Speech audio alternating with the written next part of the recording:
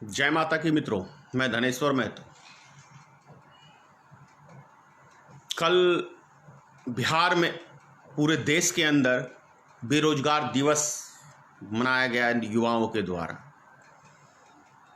लेकिन जो तस्वीरें हमें कल देखने को मिली बहुत ही शर्मनाक थी, बहुत ही निंदनीय थी। क्योंकि अब ये तस्वीर कल की थी या पहले की थी ये मैं कंफर्म नहीं हूं, लेकिन जिस तरीके से उस तस्वीर के अंदर ये दिखाया गया कि एक बेटी का पुलिस वाले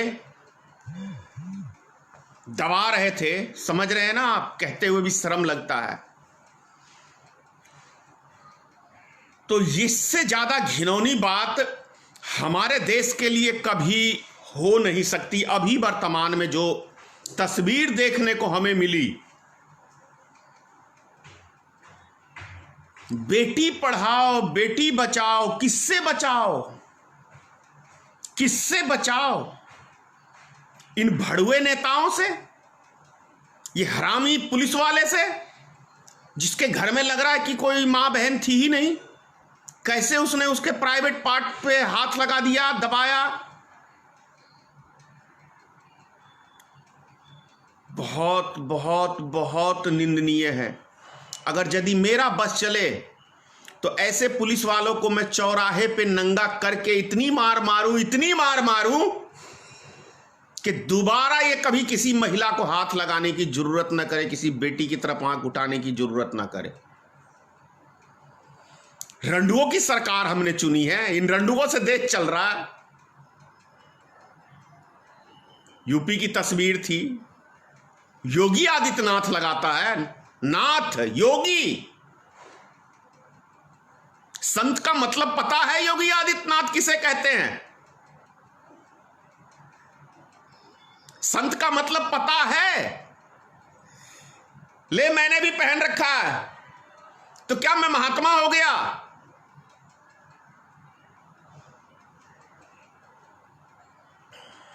संभल नहीं रहा उत्तर प्रदेश, प्रधानमंत्री से देश नहीं संभल रहा है। कल पता है यूट्यूब पे ये ट्विटर पे कितने भाजपा की फजीयत हुई है, प्रधानमंत्री की फजीयत हुई है जन्मदिन पे। पता है? नहीं पता है क्या भक्तों? आप भी शामिल थे ना उसमें कल। कितने दिन तक भक्ति करोगे? कितने दिन तक भक्ति करोगे? 6.5 साल हो गए हैं, नौजवान उतर गए हैं सरकार के खिलाफ। मैं सोचता हूं कि मैं आज वीडियो ना बनाऊं। मुझे भी कोई शौक नहीं है डेली वीडियो बनाने का, मैं खुद पसंद नहीं करता। लेकिन जो डेली दिन भर की गतिविधि देखता हूं देश के अंदर, इतनी समस्याएं, इतनी नई तरह की नौटंकी, नए तरह का जुल्म, रहा नहीं जाता है।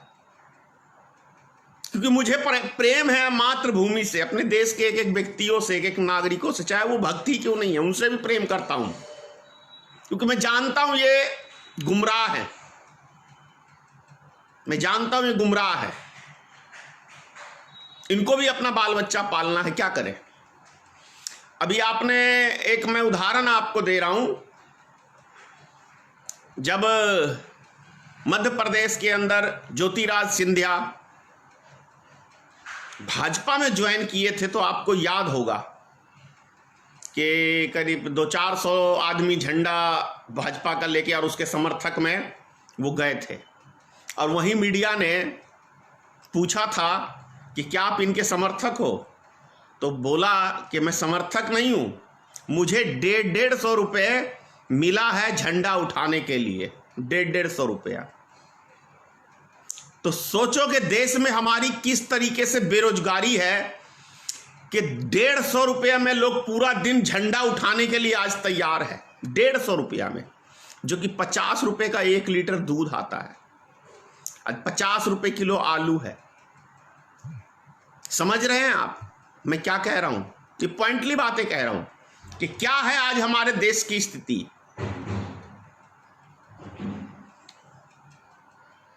तो जब देश में ये हाल होगा तो हाहाकार मचेगा। कल पूरे देश के अंदर हाहाकार मचा, वो भी माननीय प्रधानमंत्री के जन्मदिन के ऊपर। तो क्या हालचाल है? क्या नहीं लगता आपको कि प्रधानमंत्री पूरी तरह से फेल्यूर प्रधानमंत्री हैं? आप सबको लगता होगा। एक दिन गए पार्लियामेंट में, अभी तक किसी भी प्रश्न का उत्तर देने। यही एक प्रधानमंत्री है कि आप पार्लियामेंट तक छोड़ दिया, उसमें भी जाने के योग्य नहीं रहा प्रधानमंत्री। ये प्रधानमंत्री पार्लियामेंट में भी जाने के योग्य नहीं रहा अब। तो क्या लगता नहीं आपको कि ऐसे प्रधानमंत्री को तुरंत इस्तीफा दे देना चाहिए? घुट घुट के भाजपा के लीडर मोदी का साथ दे रहे हैं, मैं जानता हूं। घुट घुट के जो देशभक्त हैं, ऐसा नहीं कि भाजपा में सारे, उसमें भी अच्छे लोग हैं और बहुत सारे अच्छे लोगों को भाजपा ने, मोदी जी ने किनारा कर दिया कि ले भाई तू साइड में हट। अब एक बचे हैं थोड़ा सा राजनाथ सिंह जी, कुछ जो कम से कम देश के हालात बेहतर बताएं कि क्या चल रहा है बॉर्डर के ऊपर।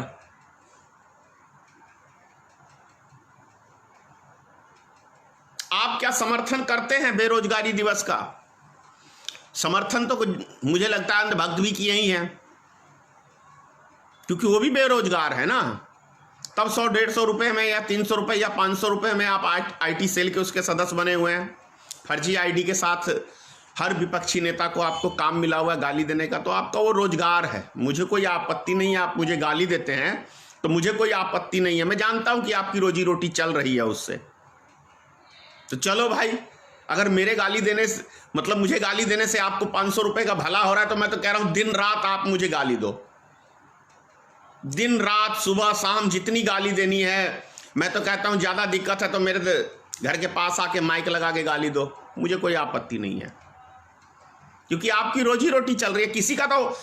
किसी का तो परिवार चल रहा है ना, कम से कम इसी बहाने। मेरे यहां भी बहुत सारे व्यक्तियों को आपत्ति था, तो मैंने एक दिन माइक पे कहा, मैंने कहा भाई अगर किसी को आपत्ति है तो क्या इधर उधर बोलते हो, क्या इधर शिकायत करते हो? आप मेरे दरवाजे पे आके भी मुझे गाली दे सकते हो, मुझे कोई आपत्ति नहीं है। जनता जान रही है ना कि मैं क्या बोल रहा हूं। ऐसा कोई थोड़ी है कि आप नहीं जान रहे, आप भी जान रहे हो कि मैं क्या बोल रहा हूं। क्या भाषण दिया था मोदी जी ने? देश बदल रहा है लेकिन कुछ आदमियों का दिमाग नहीं बदल रहा है। सही भाषण है। यही भाषण मोदी जी आप पे फिट होता है कि पूरे देश का युवा बदल रहा है लेकिन भाजपा का दिमाग नहीं बदल रहा है।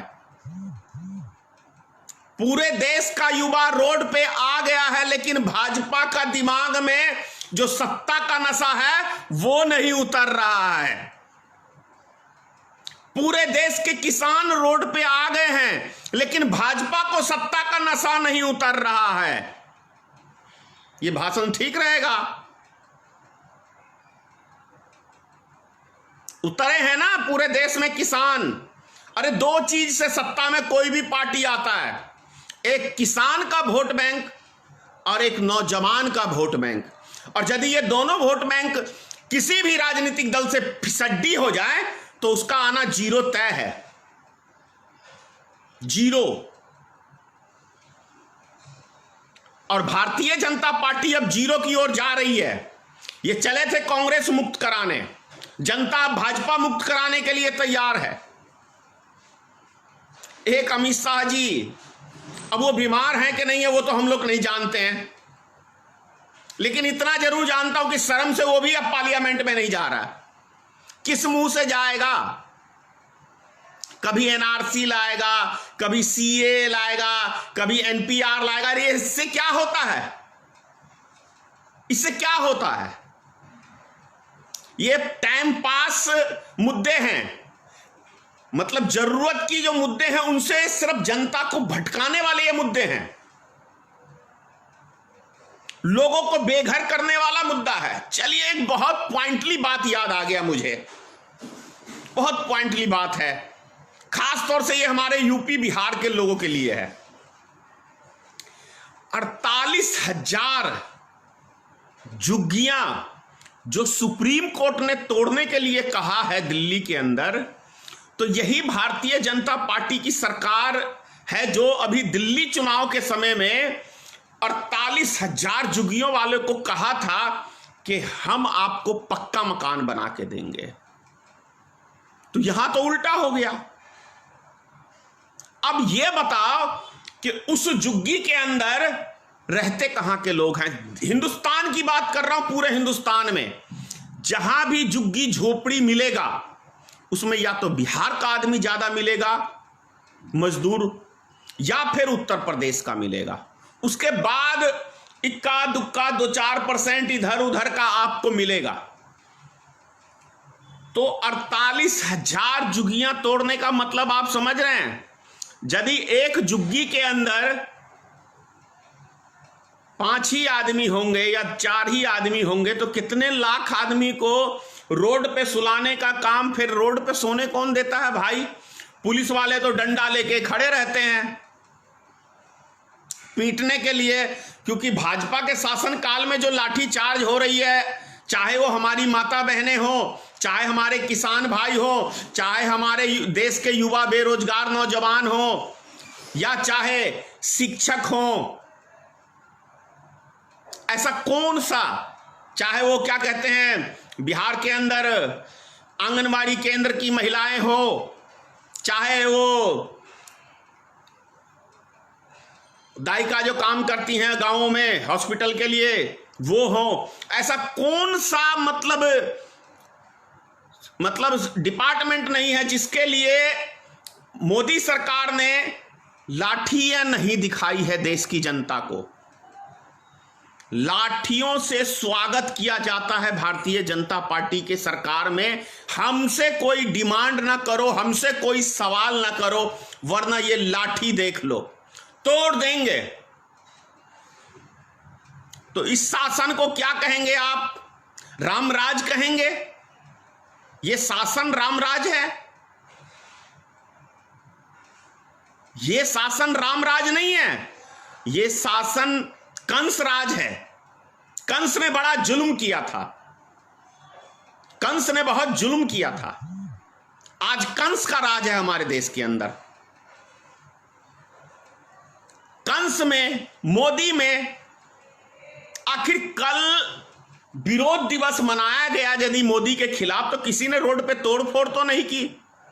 एक जगह भी नहीं कोई बता सकता है कि सरकारी संपत्ति को क्षति किया गया।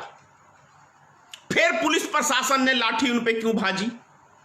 यदि कोई शांतिपूर्वक देश के अंदर प्रदर्शन कर रहा है लोकतांत्रिक ढांचे के हिसाब से, उसके संविधान के हिसाब से, तो सरकार के नुमाइंदे प्रशासन ने लाठीचार्ज कर क्यों किया?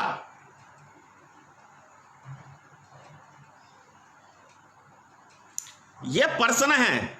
आम जनता से मैं यह सवाल पूछ रहा हूं कि कल किस कारण से लाठीचार्ज हुआ?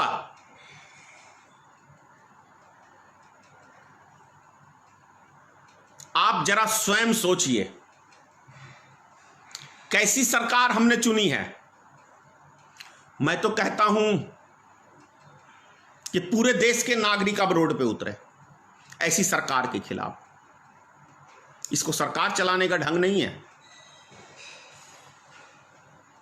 ये किसी भी योग्य सरकार नहीं है। अब इस पॉइंट पे कहेगा मोदी जी चलो धनेश्वर महतो को उठा के अंदर करो, करो। सच्चाई कौन दबा लेगा? कौन दबा लेगा? इसी पॉइंट पे सबको अंदर करते हो ना, मैं जानता हूं। चलो मैंने कहा करो अंदर।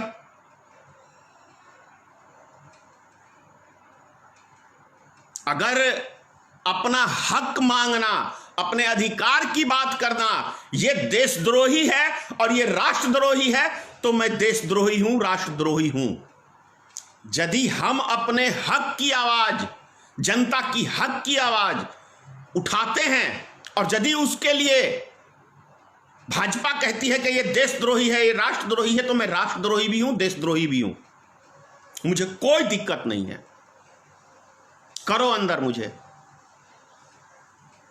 बोलो। कानून है ना देश में, संविधान है ना, ये मुल्क संविधान से चल रहा है। लेकिन मोदी जी और योगी जी संविधान से परे हटके डंडे के दम पे राज चलाना चाह रहे हैं, डंडे के दम पे। क्या ऐसा लगता है कि 5 साल के लिए जनता ने चुन लिया है तो मेरे बाप की बपौटी हो गया ये देश? 5 साल बाद फिर जनता दरबार में जाना है, भूलना मत। योगी जी, आपको तो 1.5 साल बाद ही जनता दरबार में जाना है। और ये जो हिटलर वाला जो कानून लागू कर दिया है, अंग्रेज वाला, कि जिसको चाहे उठा के अंदर कर दो, तो क्या इससे आपके प्रति जनता में नफरत पैदा होगी या प्रेम पैदा होगा? बहुत पॉइंटली बात कह रहा हूं। जिसको मर्जी उठा के अंदर करो, जिसको मर्जी जहां मर्जी ठोक दो, तो इससे जनता में आक्रोश पैदा होगा कि नफरत पैदा होगा। भगवा वस्त्र धारण करने से कोई अक्लमंद और कोई संत महात्मा नहीं बन जाता है, तब तो हर आदमी बन जाएगा। और वीडियो मैंने दिखाया था ना 2007 का आप लोग को, किस तरह से एक बच्चे की तरह रोता है, कितना कलेजा है। जानते हैं बिहार में आके हमारे बिहार वासियों का कितना बड़ा योगी आदित्यनाथ ने अपमान किया था? दरभंगा, उसको हमारा नक्सली क्षेत्र नजर आ रहा है। दरभंगा, मिथिलांचल, इतने प्यारे लोग हमारे यहाँ के होते हैं, इतने मीठे बोल बोलने वाले। जानते हो आज़ादी की लड़ाई में भी दरभंगा मधुबनी एक ऐसा जिला था कि वहाँ कोई हिंसा नहीं हुई थी। और हमारे दरभंगा मधुबनी जिले में भाषण देने के लिए आए तो आगे वो लगा लिया, वो शीशे का जो होता है बुलेट प्रूफ, कि कहीं कोई मुझे गोली ना मार दे, इतना जान का डर है। और दूसरे की जान लेने में बड़ा मजा आता है योगी जी।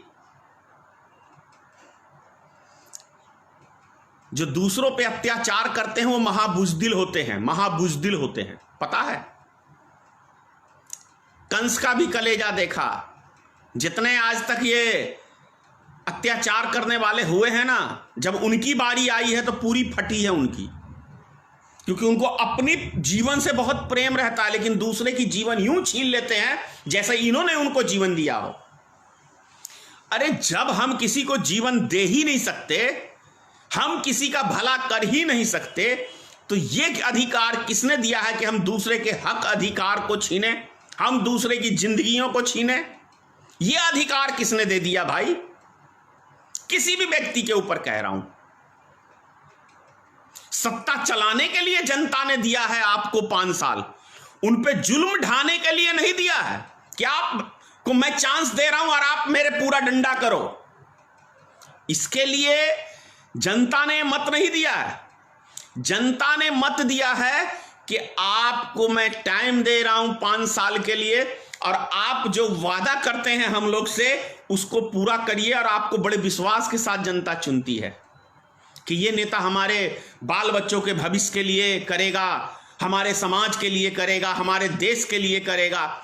लेकिन वास्तव में सत्ता में आने के बाद करते क्या है पता है मेरे अंधभक्तों? पता है 1 साल के अंदर 50 गुना काला धन स्विस बैंक के अंदर बढ़ा है। पता है देश का पैसा कहां जा रहा है? मोदी जी जो अभी पैसा इकट्ठा कर रहे हैं वो कहां जा रहा है? वो स्विस बैंक के अंदर सारा पैसा जमा हो रहा है, क्योंकि अगले 100 साल तक भाजपा को चुनाव लड़ने के लिए पैसे की आवश्यकता ना पड़े। सारा पैसा, क्योंकि आपको मैं एक पॉइंट बता रहा हूं, उस पर आप सब समझ जाओगे कि सिर्फ 392 रुपए का सिलेंडर जब मिलता था तो हम देश को लूट रहे थे, यानी कांग्रेस लूट रही थी। जब 10 रुपए मात्र हम टैक्स ले रहे थे डीजल पेट्रोल पे 1 लीटर पे, तो पूरा देश कांग्रेस लूट रही थी। और आज 50 से 60 रुपए भारत सरकार वसूली कर रही है, उस पैसे का पता नहीं चल रहा है। सिलेंडर के ऊपर 500-600 रुपए ज्यादा वसूली कर रही है तो पता नहीं चल रहा। 14% की जगह हम 28% टैक्स दे रहे हैं तो भी देश हमारा कंगाल हो रहा है। मतलब समझ रहे हैं कि कितना जनता टैक्स दे रही है आज, लेकिन देश का बेड़ा गर्क हो गया। तो मतलब कुछ दाल में काला है, पैसा कहीं जा रहा है। स्विस बैंक के अंदर सारा काला धन इकट्ठा हो गया। ये वही गोदी मीडिया है। और आज तक नहीं पता है, उस टाइम में जब इसकी मनमोहन सिंह की सरकार थी तो उस समय के अंदर 900 कुछ आदमियों का एक लिस्ट निकाला था कि इन व्यक्तियों का पैसा है, तो सरकार ने उस पर रोक लगा दिया था कि आप नाम अलाउंस नहीं करिए, हम लोग करेंगे। उसके बाद सरकार चेंज हुई,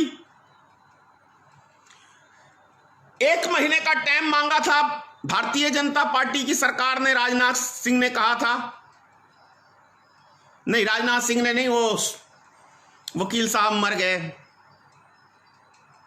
उन्होंने कहा था कि हम 1 महीने के अंदर आपको जानकारी दे देंगे पूरे देश की जनता को कि किन किन का पैसा। किसी एक व्यक्ति का नाम बताया आज तक भारतीय जनता पार्टी ने? ये तो लड़ाई लड़के आए थे कि हम स्विस बैंक के अंदर जितना भी काला धन है हम उसको लाएंगे। अरे ये तो चर्चा ही नहीं होती। तो आप आम जनता हो और अंधभक्तों, आपके लिए कह रहा हूं, अब इस पॉइंट से आप समझ सकते हो कि काला धन का मालिक कौन है देश के अंदर। जो सरकार आई है भ्रष्टाचार के खिलाफ, काले धन के खिलाफ, महंगाई के खिलाफ, बेरोजगारी के खिलाफ सत्ता में, वो सरकार आज इन सब चीजों पे एक शब्द नहीं बोलती है। क्यों नहीं बोलती है? ये पॉइंटली बात कह रहा हूं। थोड़े से भी पढ़े लिखे या थोड़ा सा भी दिमाग है तो सोच लो मैं क्या कह रहा हूं। सोच रहे हो ना मेरी बात? मोदी जी क्या कहते हैं?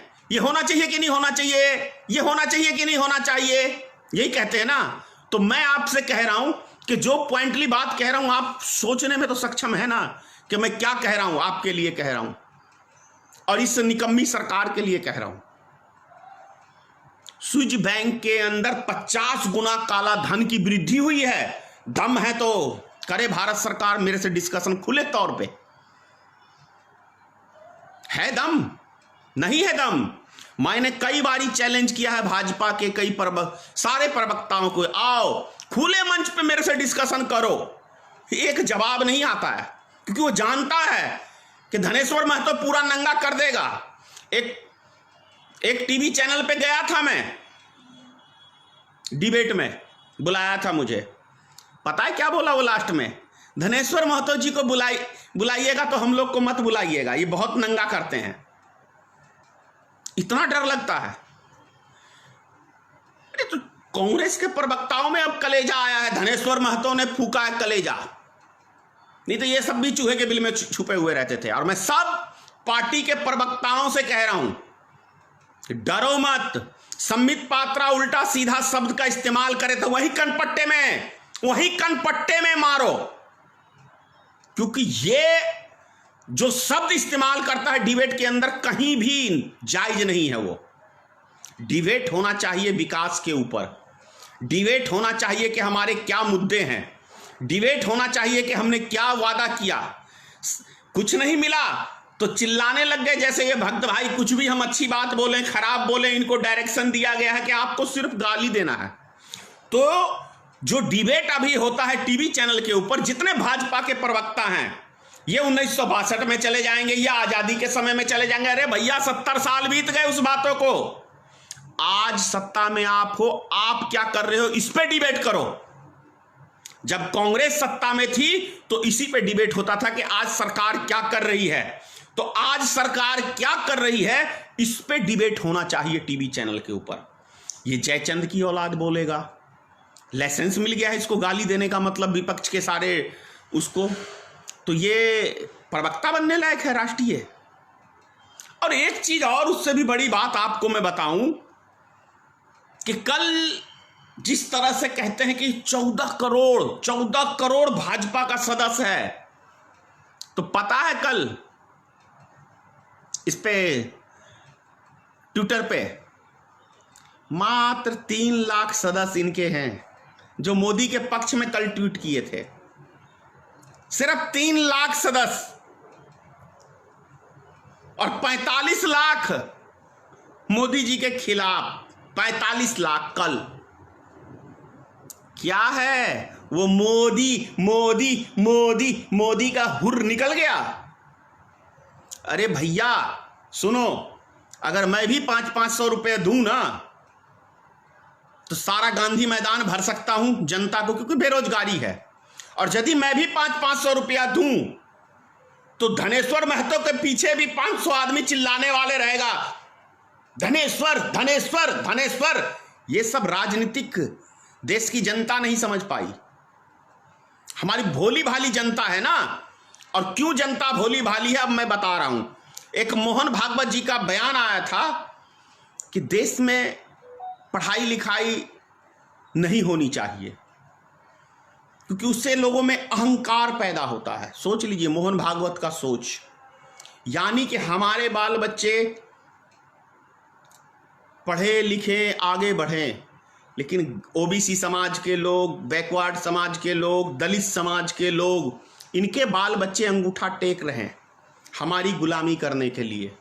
ये हमें राष्ट्रभक्ति सिखाएंगे, देशभक्ति सिखाएंगे।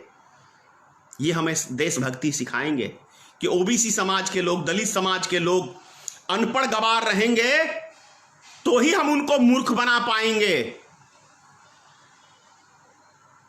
इसीलिए मैं इसका विरोध करता हूं।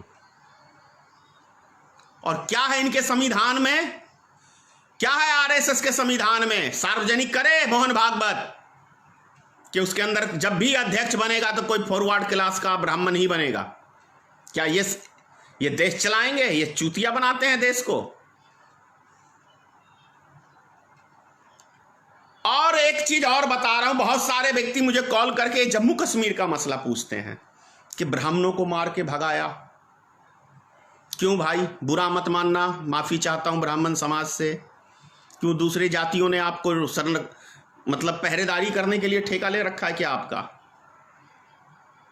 परशुराम जी थे, परशुराम जी, भगवान परशुराम जी, उनकी माता की हत्या की थी, आप सब जानते हैं। राजपूतों का कई बारी वंश नाश कर दिया था ना। तो एक विद्वान व्यक्ति, विद्वान कहा जाता है ब्राह्मण समाज को, इसमें कहीं कोई शक नहीं है। विद्वान के अंदर मैं समझता हूं वास्तव में भारत में सबसे बुद्धिजीवी जाति है, क्योंकि यही एक जात ऐसी है कि गरीब से गरीब परिवार हो, शिक्षा का यदि कोई महत्व जानता है तो ब्राह्मण समाज जानता है।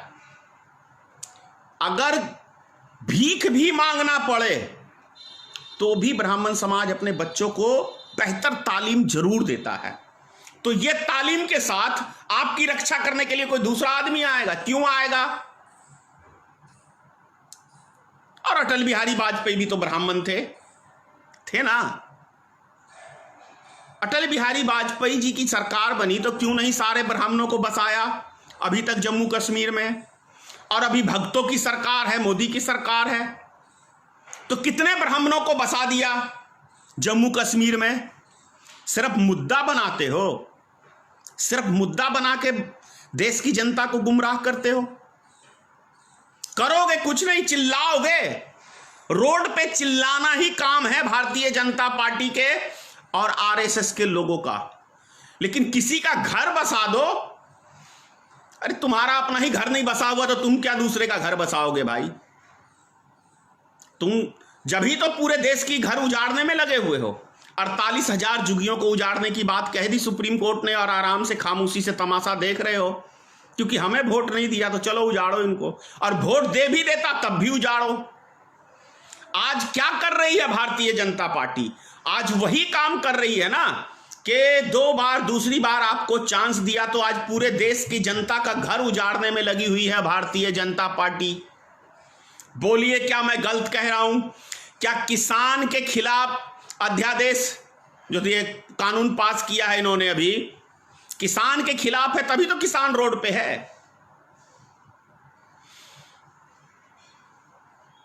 किसान जाएगा अलग अलग मंडियों में सामान बेचने, क्यों जाएगा? और एक चीज बताओ, बहुत पॉइंटली बात कह रहा हूं, एक चीज बताओ, डीजल पेट्रोल के दाम कंपनी तय करेगी अब रेलगाड़ी प्राइवेट हो गया है तो रेलगाड़ी चलाने का किराया अडानी तय करेगा, रिचार्ज होता है उसका वो कंपनी तय करेगी, लेकिन किसान जो है फसल उगाता है उसका खरीदारी का रेट सरकार तय करेगी। क्या? क्यों सरकार तय करेगी? यह अधिकार सरकार को किसने दिया है तय करने का? उद्योगपति अपने सामान की वो तय करेंगे तो देश का किसान अनाज का क्यों नहीं तय करेगा? क्योंकि सबसे ज्यादा यदि मेहनत पड़ता है इस देश में तो वो किसान को पड़ता है। सबसे ज्यादा नुकसान यदि किसी का होता है तो वो किसान का होता है। पता है इसी साल के अंदर अभी बाढ़ आया हुआ है बिहार के अंदर और लगातार बारिश हो रही है।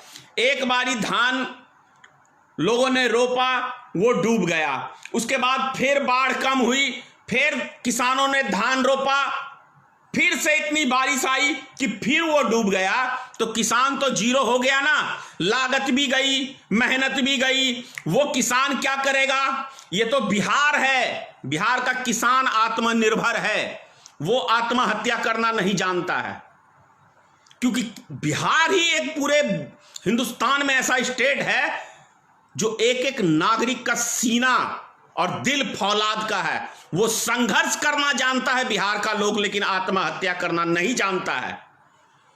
तो किसी न किसी तरीके से चाहे वो मेहनत मजदूरी किसी दूसरे राज्यों में जाके करते हैं, लेकिन वो आत्महत्या नहीं करते बिहार के लोग। ये कड़वी सच्चाई है। तो किसान अपने फसल का दाम क्यों नहीं तय करेंगे भाई? तय करने का पूरा अधिकार है। भारत सरकार हटाए इस चीज को। किसान की फसल है, वो स्वयं तय करेंगे कि कितना मेरा लागत हुआ, कितना मुझे प्रॉफिट चाहिए, और उस फसल को वो बाजार में बेचेंगे अपनी मर्जी से। ये सरकार को करना चाहिए। सिर्फ किसान के ऊपर, आम जनता के ऊपर अंकुश लगाना चाहती है और उद्योगपतियों को फ्री छोड़ दिया है कि पूरे देश की जनता को जैसे मर्जी लूट लो। नहीं चलेगी ये तानाशाही मोदी जी, नहीं चलेगी ये तानाशाही। ये तानाशाही नहीं चलेगी और मैं इसका विरोध करता हूं। इस तानाशाही का मैं विरोध करता हूं। और जो योगी ये सरकार उत्तर प्रदेश में सरकार चला रही है, इस सरकार का मैं विरोध करता हूं। खास तौर से हमारी माता बहनों के साथ जो व्यवहार हो रहा है योगी आदित्यनाथ के शासनकाल में, मोदी के शासनकाल में, मैं इसकी घोर निंदा करता हूं। आज कहां मर गया वो अणरम स्वामी? मर गया। कंगना को हराम खोर कह दिया तो इतना बवाल। और कल जो पुलिस वाले ने दबाया हमारी बहन का, माता का, इस पे किसी हरामजादे मीडिया का क्यों नहीं नजर जा रहा है? मेरे मुंह से गाली निकलती है, बोलता है लोग नेता को, नेताजी आपको गाली शोभा नहीं देती है। मैं खुद जानता हूं कि नेता को यह लफ्ज नहीं बोलना चाहिए, लेकिन रहा नहीं जाता है भाई, रहा नहीं जाता है। जो देश में देख रहा हूं मैं, रहा नहीं जाता है। जिस तरीके से ये प्रशासन और ये सरकारी अफसर सब मनमानी कर रहे हैं, सरकार मनमानी कर रही है आम लोगों के साथ, आम माता बहनों के साथ, रहा नहीं जाता है। जिस तरीके से गोदी मीडिया का देश में रोल है, रहा नहीं जाता है। माफी चाहता हूं मैं आपसे कि मेरे मुंह से कुछ अब शब्द निकल जाता है, इसके लिए मैं खुद नहीं बोलना चाहता हूं, लेकिन किसी माता बहन का मैं अपमान देख नहीं सकता। इससे ज़्यादा क्या कहूं। जय हिंद, जय भारतीय मित्र पार्टी।